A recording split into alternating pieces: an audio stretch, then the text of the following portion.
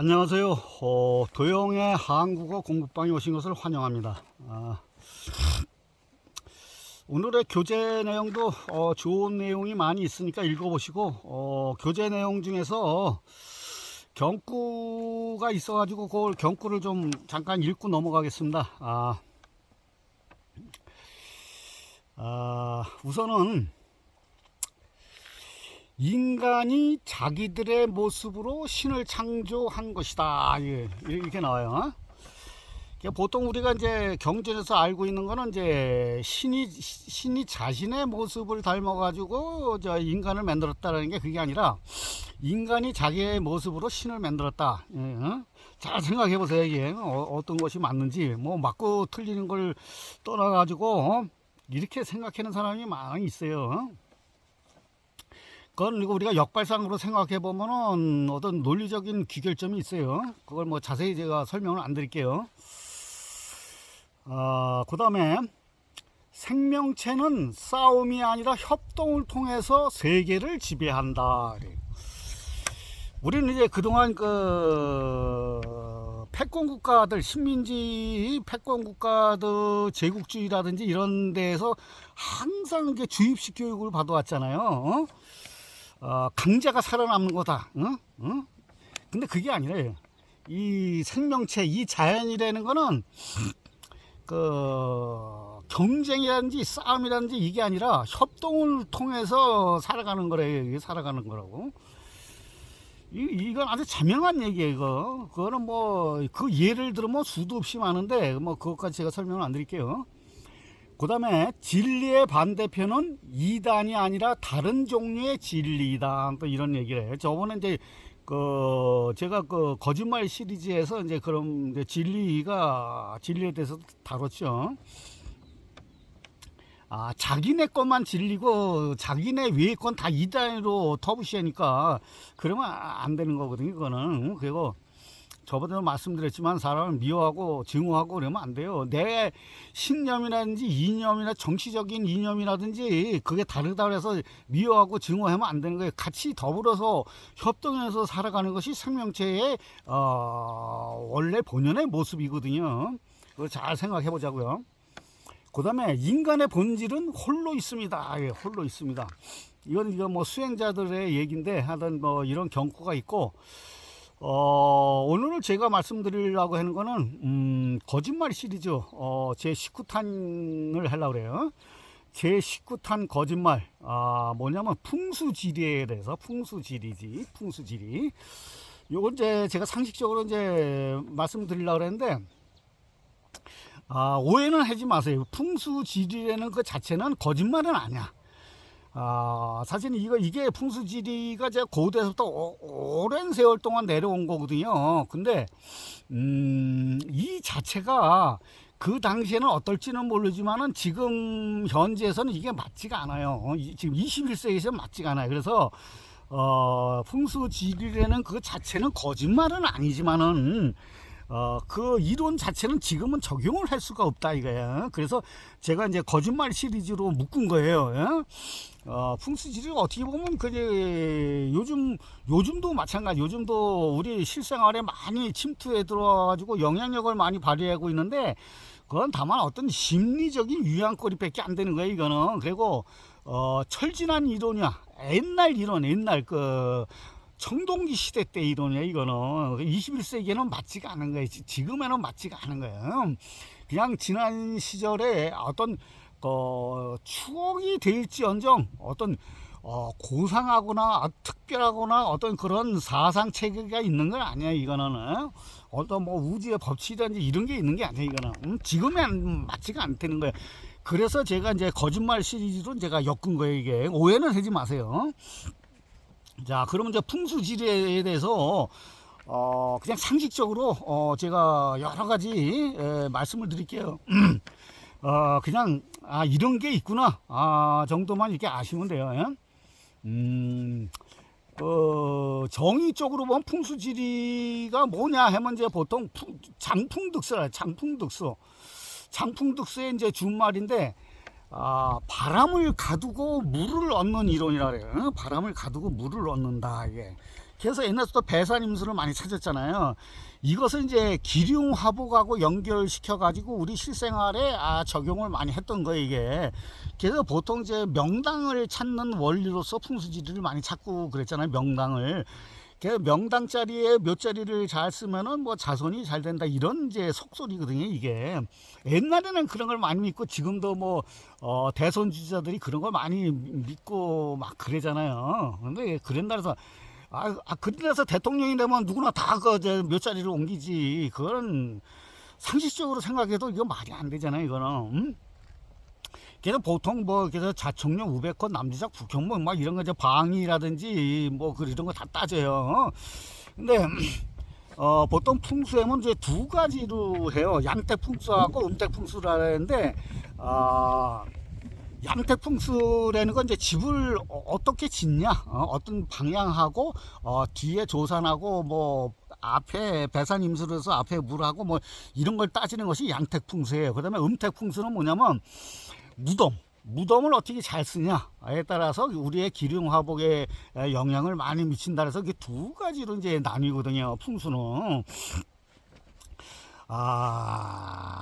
근데 이제 이게 어떻게 보면 그 옛날 신석기 시대에 우리가 이제 정주를 하면서 이제 농경을 했잖아요. 농사를 졌잖아요. 농사를 지면서 농경 사회를 접어들면서 어떤 필수 기지로 이게 돼 있어요. 왜냐면 우리의 DNA에 보면 옛날 그 수렵 채집을 할 때에, 그때 당시에는 인간들이 아주 그 열등한 동물이었거든. 그래가지고 동물들한테 매일 쫓겨다녔거든. 우리가 뭐 영장류라 해가지고 뭐 그렇게 대단하진 않았어요. 옛날에는 항상 도망다니고 밤에는 무서워가지고 동굴에서 숨어 살고 막 그랬다고. 그래가지고 뒤에 어떤 커다란 바위라든지 산이라든지 이제 조산이라는데, 거기를 배경으로 해가지고 탁 트인 앞에는 그 강이라든지 이렇게 해서 탁 트인 데를 선호했거든. 왜냐면 그 맹수들을 그 관찰을 하기 위해서는 그런 게 필요했거든. 그런 것들이 우리의 DNA 속에 잠재된 의식으로 쭉 내려오면서 풍수가 이제 이론적으로 정착이 된 거예요, 이게. 그래서 풍수지리라는 게 그래 된 것 뿐이야, 이게. 그래서 이것이 이제 어떤 우리의 이제 기복신앙, 기륭화복의 기복신앙하고 우리의 토속신앙, 하고 뭐 이게 다 뭐 애니즘이라든지 토티즘이라든지 샤머니즘이라든지 이런 거 하고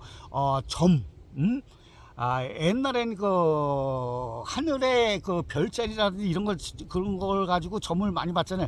그런 거뿐만 아니라 그 뭐 동물의 뼈, 거북이의 뼈 이런 거 가지고 이제 점을 봤잖아. 이런 거 모든 것이 결합된 전통의 어떤 문화 코드 중에 하나야, 이게. 풍수지리라는 게 그게 하나의 그냥 문화 코드야, 이것도. 근데 이런 체계 자체는 그럴듯하지만은 지금 우리 21세기에 현대 살아가는 우리한테는 그게 맞지가 않는다는 거지. 그래서 이제 풍수지리의 구성을 이제 우리가 살펴보면은 네 가지를 조합을 해서 한다고 그래요. 그냥 이건 뭐 알 필요 없는데 그냥 그런 게 있구나 정도만 아시면 돼.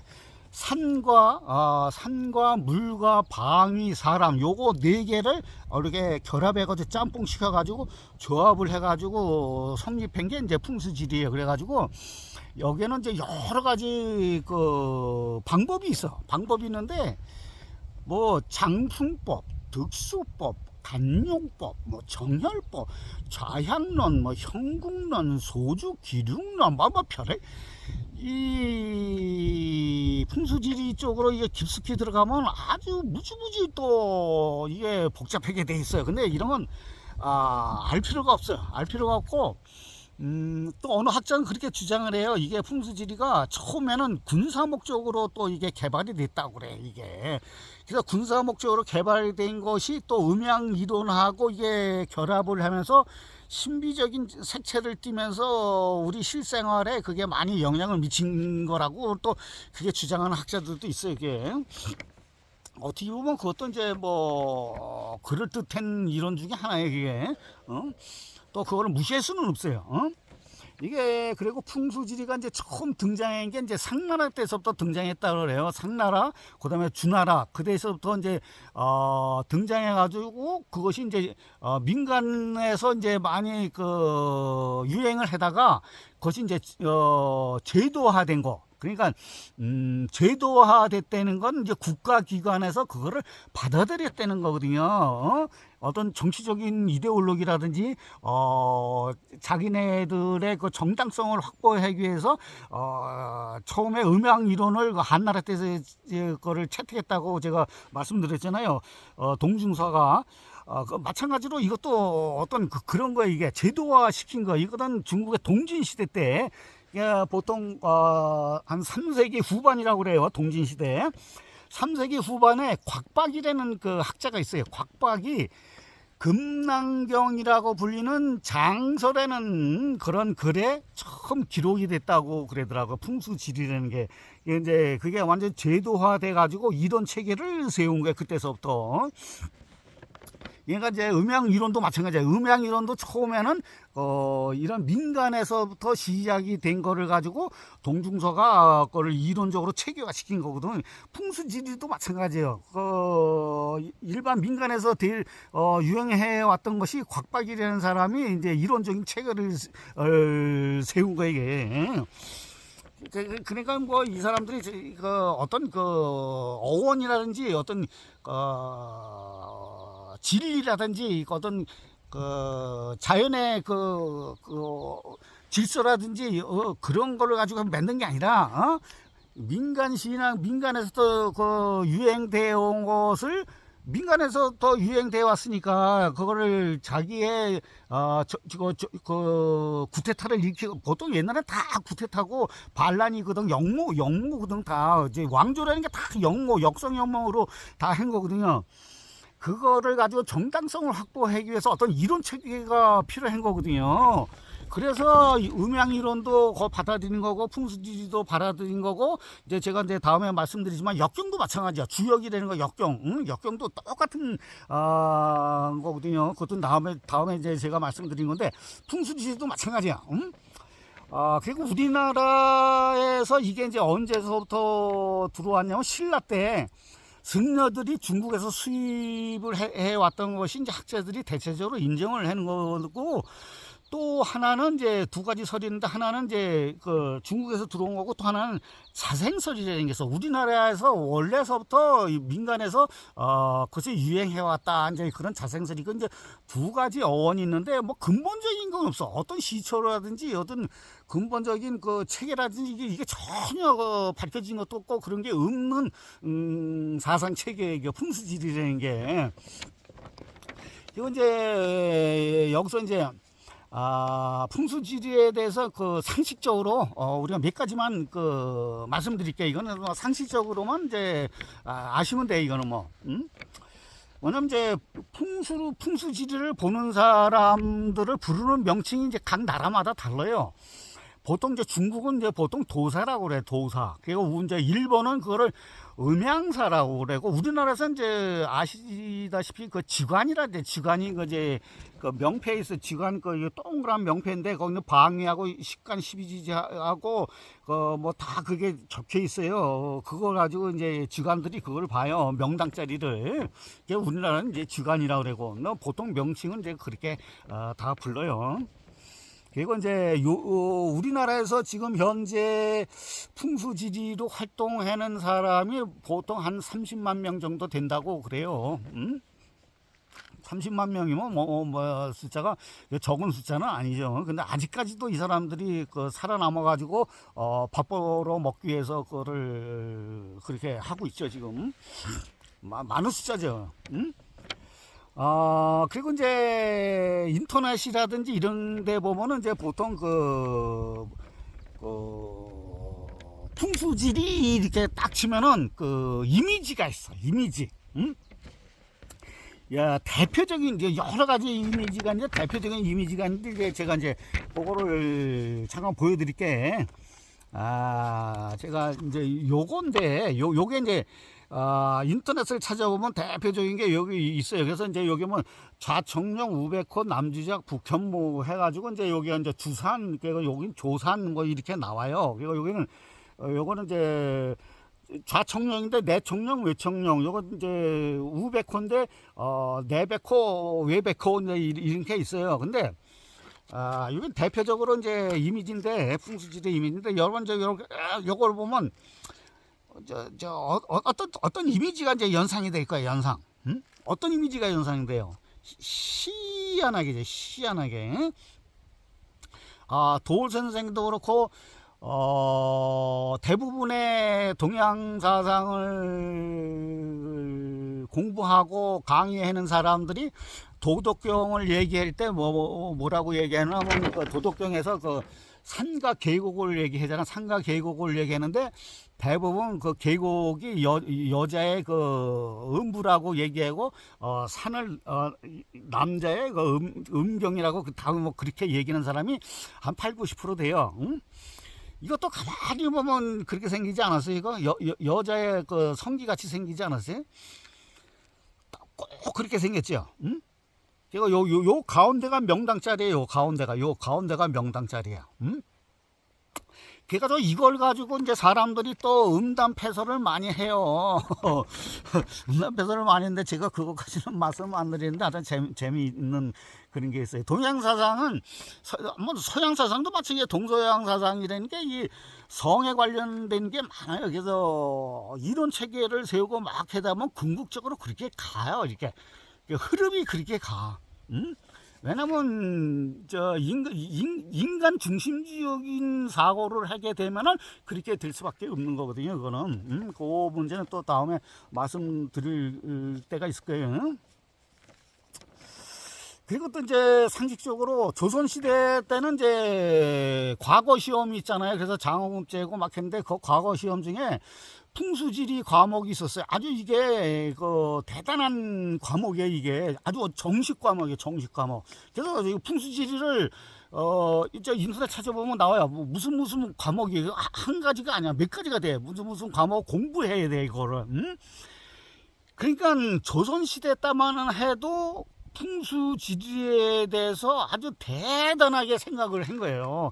민간뿐만 아니라 정부에서 정부적인 차원에서 그러니까 국가적인 차원에서도 이게 무지무지 중요하게 생각을 했던 거야. 그렇게 보면은 과거 시험에 정식 과목으로 채택할 정도면은 아주 이게 왕실에서도 중요하게 생각한 거야 이게. 응?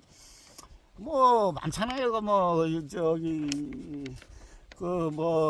비가 안 오면 뭐 기후제도 지내고 뭐 저번에도 말씀드렸지만 뭐 기후제는 100% 비가 온다 그랬잖아요. 그거는 비가 올 때까지 기후제를 지내니까 이건 똑같아요. 이런 것도 마찬가지야 이게. 근데 이게 그때 당시에는 뭐 그럴지는 모르지. 뭐 그게 어느 정도 가능했을지도 모르지. 하늘의 별자리라든지 그다음에 그 자연재해라든지 이런 거를 보면은 사람들이라는 게 그 어떤 그 자연에 대한 경외심이나 두려움을 갖고 있다 보니까 거기에 대해서 어떤 그 안심을 시키기 위해서 아니면 뭐 자기의 정치적인 어떤 권력을 행사하기 위해서 여러 가지 방법인데 그 중에 하나 이런 이론 체계를 세워가지고 국민들한테 백성들한테 이렇게 주입을 시킨 거거든요 이게. 근데 지금은 어떻게? 지금은 다 환경 파괴되고 난개발을 하고 지금 고속도로를 얼마나 뚫어요. 얼마나 뭐 많이 뚫어. 그래가지고 이 풍수지리라는 게 그 맥을 중요시 여기는데 맥을 다 끊잖아. 도로 뚫으면은 산도 깎고 뭐도 깎고 다 했는데 그게 그러니까 풍수지리는 지금 맞지가 않은 거예요. 그래서 옛날에는 그 자연 풍수를 했는데 지금은 그 자연 풍수가 안 맞잖아. 안 맞으니까 이 사람들이 어떻게 들어갔냐면 생활 풍수로 들어갔다고. 생활 풍수. 생활 풍수 들어가지고 요즘 뭐 인테리어 풍수라 그래가지고 인터넷 쳐보면 뭐 어마어마해요. 제 주위 사람들도 그거 믿어가지고 내가 그걸 뭐라고 막 그랬는데도 내 말은 뭐 귓구멍에 듣지도 않아. 그 사람들 생각이 내면 사람마다 생각이 다 다르니까. 그래서 뭐 한두 마디 하고 뭐 내가 안 하지만은 그래가지고 뭐 또 유명한 얘기가 저 일제 시대 때 일본 놈들이 우리나라에 전기를 끊는다 그래가지고 새말뚝 받고 막 그랬잖아요. 이게 그것도 유명한 거지.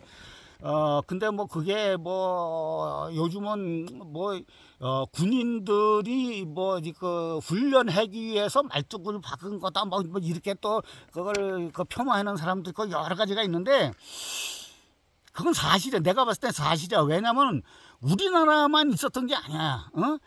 지금 대만에도 가면은 그 새말뚝이 일본 놈들이 박은 새말뚝이 지금도 엄청나게 많다는 거예요. 그러니까 우리나라만 한 게 아니야. 일본 놈들이 각 지네들이 이거 대동아 공영권을 하면서 각 나라를 가면서 그 전기를 끊는다 그래가지고 새말뚝을 다 박은 거예요. 우리나라만 박은 게 아니거든. 그리고 특히 홍콩 같은 경우는 지금은 우리나라는 생활 풍수로 들어갔지만은 아직까지도 홍콩에서는 이거 풍수가 어마어마하게 작용을 하고 있어요. 그래서 뭐 집을 짓거나 빌딩을 지으면 반드시 이게 풍수지리 하는 사람 불러다가 돈을 어마어마하게 써요. 어마어마하게 줘가지고 그걸 다 뭐 방이라든지 지리라든지 다 봐가지고 빌딩을 지어요. 지금 홍콩에서는 제가 자료를 찾아보니까 뭐 그 풍수지리 하는 사람한테 돈을 하여튼 천문학적인 숫자를 그 돈을 그렇게 지불을 한다 그러더라고. 지금 뭐 홍콩은 뭐 어마어마해 돼요 지금.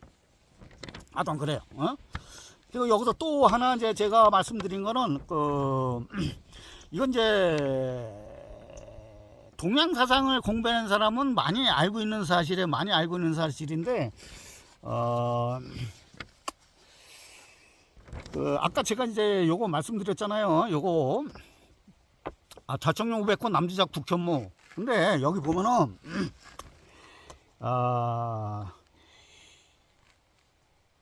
전 세계에서 요런 그 풍수 지리학적으로 좌청룡 500호 남지작 북현무로 돼 있는 지형적으로 돼 있는 데는 전 세계적으로 유일하게 우리 한반도밖에 없다 그래.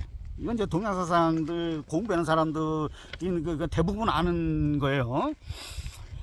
잘 보면 이제 여기가 이제 우리나라 한반도라고 생각을 해보면은 좌청룡 해가지고 좌청룡에서 내청룡, 요게 내청룡이거든요. 이게 내청룡은 일본이에요. 일본이 딱 막아주고 있고 외청룡은 요게 남북 아메리카예요. 이게 남북 아메리카. 그 다음에 우백호에서 내백호는 요거 중국. 그 다음에 외백호는 이게 저 아프리카. 그리고 여기 보면은 이제 주산이 있어요. 주산에는 여기는 몽골이고 여기 이제 조종산 있죠. 조종산은 이제 러시아고 여기 밑에 이제 조산이 있어. 조산인데 여기는 이제 여기 밑에 뭐 외숙이라고 했는데 뭐 요쪽은 이제 동남아시아 저 필리핀이라든지 그다음에 동남아시아에 많은 섬들이 있잖아요. 그리고 여기 조산은 저 호주. 그럴듯한 이론인데 뭐 틀린 말은 아니야 이게 사실은. 그래서 전 세계적으로 요렇게 돼 있는 나라는 유일하게 우리나라밖에 없어요. 그건 사실이에요. 이거 찾아보면 이렇게 돼 있는 나라가 없어요. 우리나라밖에 없어. 근데 요거는 이제 그 동양 사상에서 말하는 지리학상적인 거지, 서양 사람들은 이런 걸 믿지 않거든. 이거 뭐 풍수지리에 대해서 전혀 관심도 없고 이런 거를 생각해 본 적도 없고, 지금도 마찬가지예요. 여기 서양 사람들은 이런 건 몰라. 그리고 근데 이제 다만 동양 사람들은 이런 거에 대해서 관심이 많거든요. 그래서 이제 우리의 입장에서 동양 사상을 공부하는 사람 입장에서 풍수지리상으로 봤을 때는 아주 기가 막힌 명당이 여기 한반도가 요거 가운데 자리를 잡고 있는 거예요 이게. 그래가지고 그 시베리아의 그 찬기온, 어마어마하게 찬기온이 여기 주산이라든지 조종산에서 다 막아줘. 어느 정도 막아주면서 내려오고, 그 다음에 태평양에서 들어오는 고기압 같은 그 태풍이라든지 그 다음에 동남아시아에서 올라오는 태풍이라든지 이런 게 다 막아줘. 그런 어느 정도 합리적인 이론이거든. 그래가지고 우리나라 태풍이 여름에 항상 치고 올라올 때 밑에서 딱 치고 올라오면서 제주도에서 쫙 갈라지잖아요. 우리 내륙으로 바로 강타한 적이 없거든. 항상 태풍이 오면은 제주도를 기점으로 해서 왼쪽으로 틀었을 때는 그 서해로 해서 저기 그 중국으로 가고, 아니면 오른쪽으로 틀었을 때는 그 남해 쪽으로 해가지고 일본을 치거나 동해 쪽으로 빠져나가고 항상 그랬거든. 응? 물론 이제 가끔가다 이제 서해 쪽으로 해가지고 우리 중부를 치는 경우도 있지만 그런 경우는 드물고 대부분 이렇게 갈라진다고. 그러니까 이제 이런 걸 봤을 때도 풍수 지리학적으로 하는 사람들은 이렇다 해가지고 막 열변을 토해. 열변을 토하는데 어떻게 보면 뭐 그것도 이제 한편으로는 일리가 있는 이론이지만은 그거는 뭐 그게 100% 맞는 건 아니지. 그럴듯한 이론이지만 어느 정도는 맞다고 저도 인정을 해요. 그렇지만 그런 경우도 있다. 이제 여러분이 이제 그걸 이제 아시고. 이제 결론을 말씀드리면은, 그래, 풍수지리라는 게 이제 저번에 삼재사상도 말씀드렸지만, 이제 거짓말 시리즈에서 인간사의 그 기륭화복이라는 게 어떤 그 주기적으로 찾아오는데, 삼재사상은 주기적으로 찾아온다는 건 말도 안 되지만, 또 하늘과 땅의 어떤 그 지리적인 어떤 모양새로 인해서 우리의 기륭화복에 영향을 받는다는 것도 이것도 문제가 많은 거야.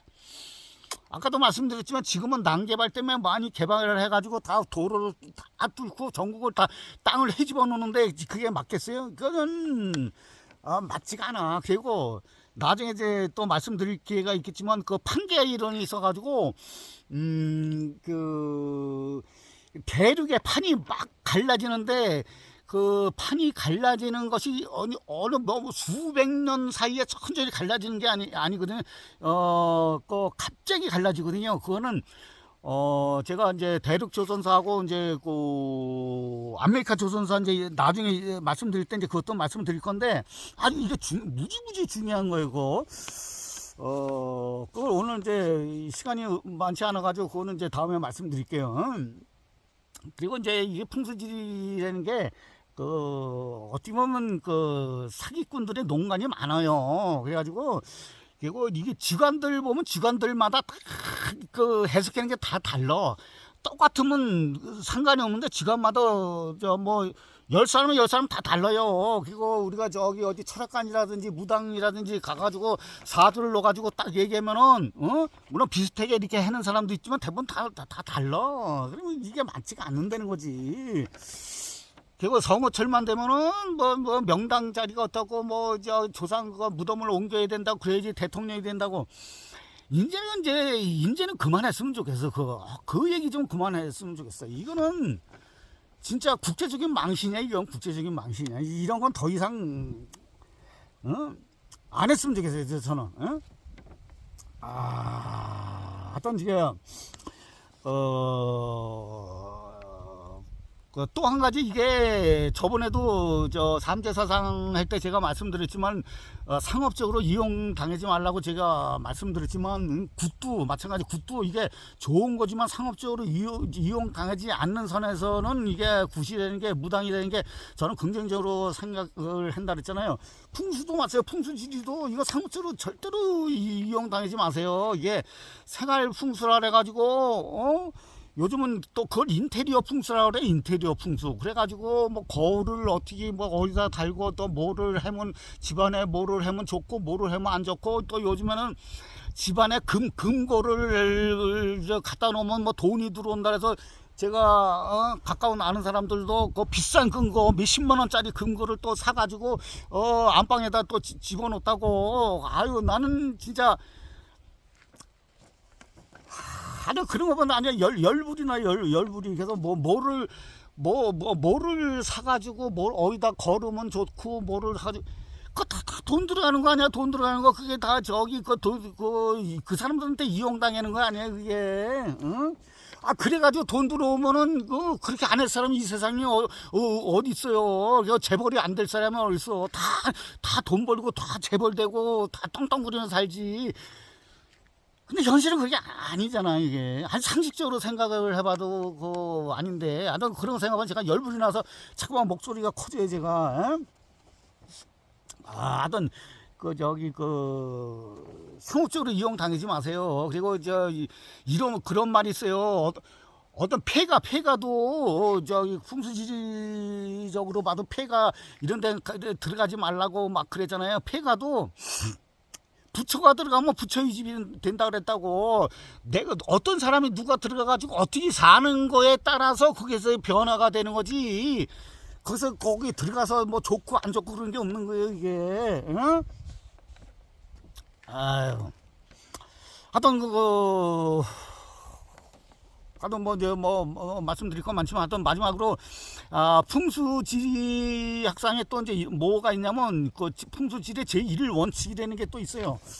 이런 거 보면 또 이 사람들도 하여튼 뭐 웃기는 짜장면이지만 하여튼 요건 귀 담아야 될 것 같아요. 뭐냐면 풍수지리의 제1 원칙이 뭐냐면 명당이라는 거는 그냥 명당이 나한테 주어지는 게 아니고 그 풍수지리학적으로 해가 내가 명당이라고 거기 쓴다고 그래서 내 자손이 잘 되고 그런 게 아니라 풍수지리학의 제1 원칙이 뭐냐면 내가 좋은 일을 한 가문, 좋은 일을 한 사람, 그런 공록을 쌓은 사람이 명당을 차지한다 그러는 거야. 명당을 차지한다는 거는 뭐냐면 어디 좋은 길지를 가가지고 명당을 해가지고 한다는 게 아니라 어디를 쓰더라도 내가 좋은 일을 하고 좋은 복덕을 쌓으면 그 자리 자체가 명당이라는 거예요. 응? 아까도 제가 말씀드렸잖아요. 어떤 폐가가 됐건 흉가가 됐건 거기 들어가가지고 내가 어떤 인간 사회에서 좋은 일을 하고 인간관계를 잘 맺고 했을 때 그것이 좋은 집이 되는 거고 그것이 명당이 되는 거지. 아니도 잘 생각해 보세요. 어떤 그런 말씀을 드리면서 풍수지리에 대해서 오늘 이게 그 자체는 거짓말은 아니지만은 지금은 이게 효과가 없는 거고 그런 마인드, 그런 생각, 역발상이라든지 그런 생각을 갖고 우리가 살자 하는 의미에서 오늘 한번 거짓말 시리즈로 엮어봤습니다. 마치겠습니다.